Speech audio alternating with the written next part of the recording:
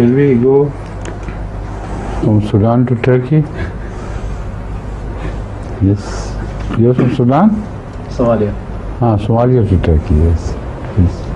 So, How far is it from Somalia to Turkey by aeroplane? How much time is this? Is taken by aeroplane to reach this? You don't know? 2 hours. Don't know either? Could be 2 or 3 hours. No, No? maybe 4 hours. 4 hours at least, yes. Please. So, who was the first lady accepted the Holy Prophet sallallahu alaihi wasallam first, and who was the first lady accept a promised Messiah alayhi salam? The first lady who accepted Hazrat sallallahu alaihi wasallam was Hazrat Khadija. There's no shadow of doubt, every Muslim should know it. And the first lady who accepted Hazrat Muslim alayhi wasallam could as well be Hazrat al-Mu'mineen. And that is why she was addressed Khadija in one of the revelations of Hazrat Muslim alayhi salam. Because apart from that, we do not know of any other lady who had accepted Muslim alayhi salam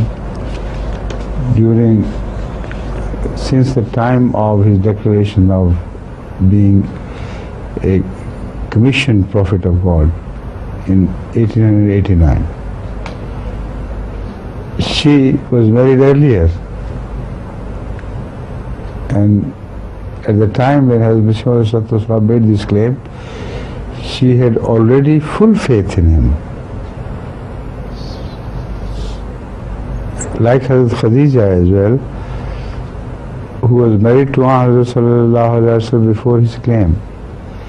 She was also married to Hazrat Muslim alayhi wasallam before his claim.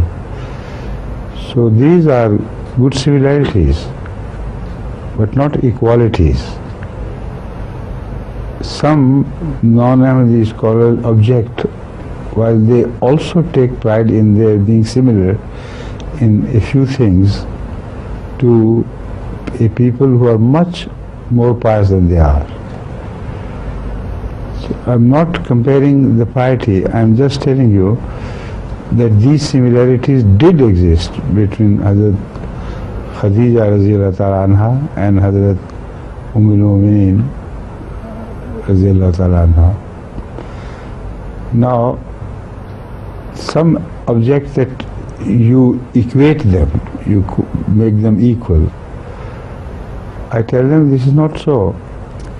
We take pride in the fact that these similarities do exist between Hazrat Nusrat Jahan Begum and Hazrat Khadija. But no Ahmadi would ever think of equating both in status. There is no question about that. The status of Hazrat Khadija would remain unique in the whole world, among the past people and the people of the future as well.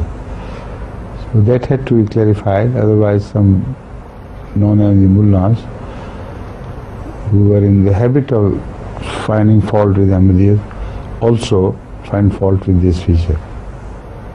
Right?